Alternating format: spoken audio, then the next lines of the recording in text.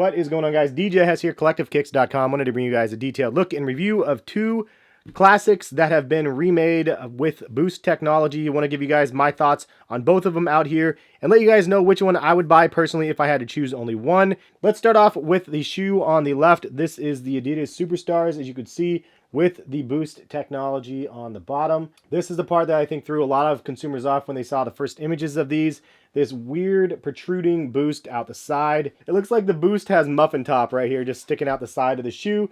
Definitely an odd placement in the shoe, and probably not everybody's favorite because of that. I saw a lot of negative comments. Will that protruding craziness be forgivable because it is Boost, and that means ultimate cushioning and technology on the inside of the shoe? I have to say it's not really that dope, and it pains me to say it. The bottom line for me is, like, I'm a Boost head. Like, I love Boost, but it's not really felt on this shoe. Part of it's because of the way they encased it. You can see there is Boost underneath here.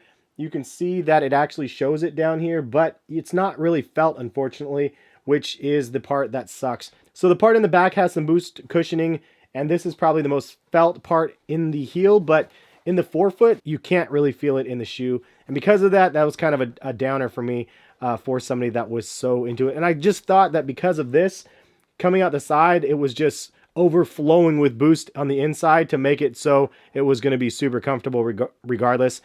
I do have to say, though, I do like that they kept it kind of true to form with the like rubberized midsole and then the shell toe, obviously.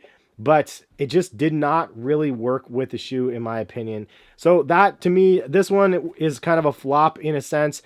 I really wanted to know, like, what you guys think about this, though. And also, do you think if they put a Boost midsole on here like they did on the Stan Smiths, do you think it would make the shoe a better purchase?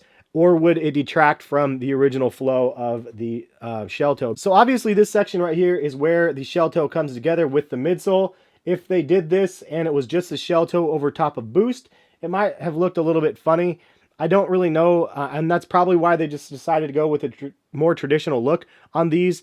But the overall effect was just not that much of an improvement for me. Somebody that likes Boost, but I like to walk on pillow clouds of Boost with my Pure Boost and my Ultra Boost and my Ultra Boost ST and my Yeezy Boost 350s even.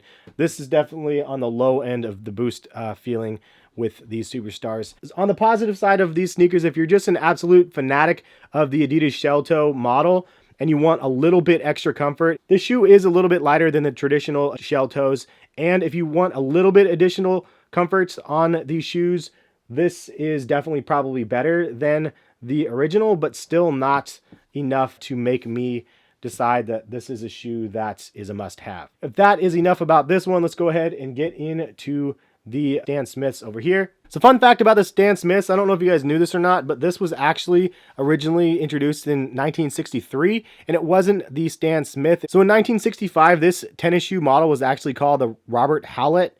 I'm probably pronouncing that incorrectly. It is a French professional tennis player, and these were originally tennis shoes. Another fun fact, in 1967, the green foam padding on the back of the shoe was actually added for Achilles tendon protection. And in 1971, it was actually renamed the Adidas Stan Smith, and Stan Smith was actually ranked #1 in the world at the time.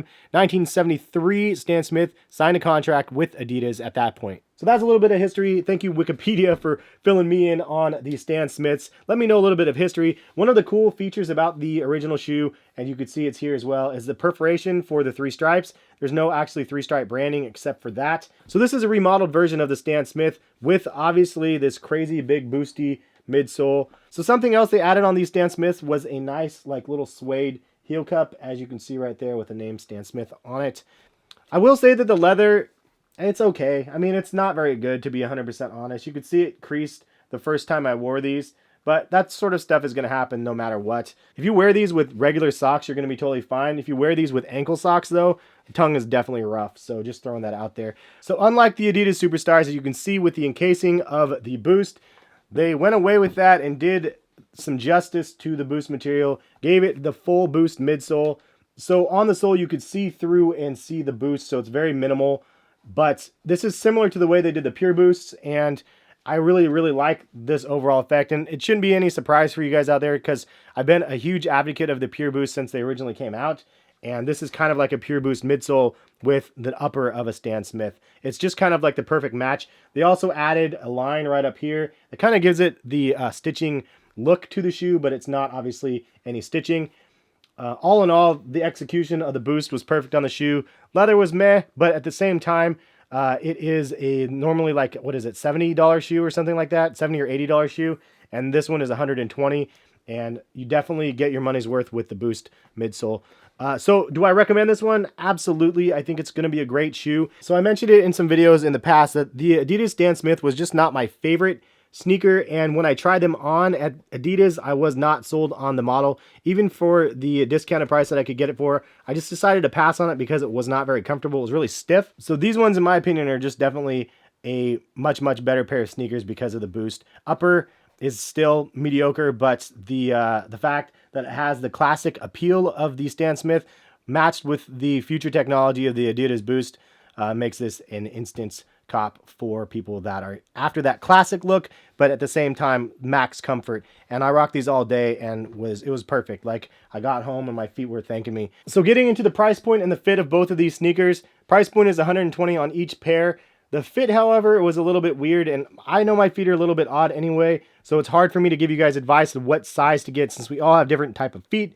So I went with a size 9 on both pairs of sneakers because traditionally both pairs of shoes run a little bit big, meaning normally if I'm a size 9.5, I'll go down to a size 9 on both of them. However, it worked for one, didn't really work for the other one. So Stan Smiths fit me perfectly at a size 9.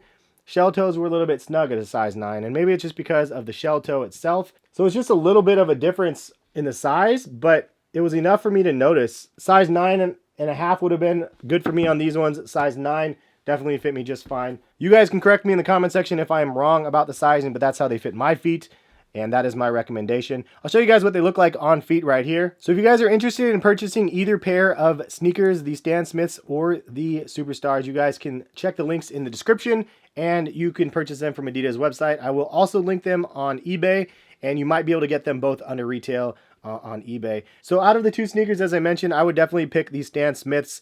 I actually like the on foot of the Stan Smiths better also, and it really gives me the idea that these are going to look great with a pair of shorts and a t-shirt for summertime. I think that's definitely going to be a nice spring and summer pair of sneakers. I'm not a big fan of green, as you guys already know, but with the classic colorway, it is kind of a nice combination. With the boost, you could wear them all day long, those boardwalks or whatever it is that you guys would want to do in the summertime, and your feet will be thanking you later. But all in all, I'm happy that I tried out both pairs of sneakers. Definitely would not keep the Superstars, just personal preference, but the Stan Smiths are definitely butter.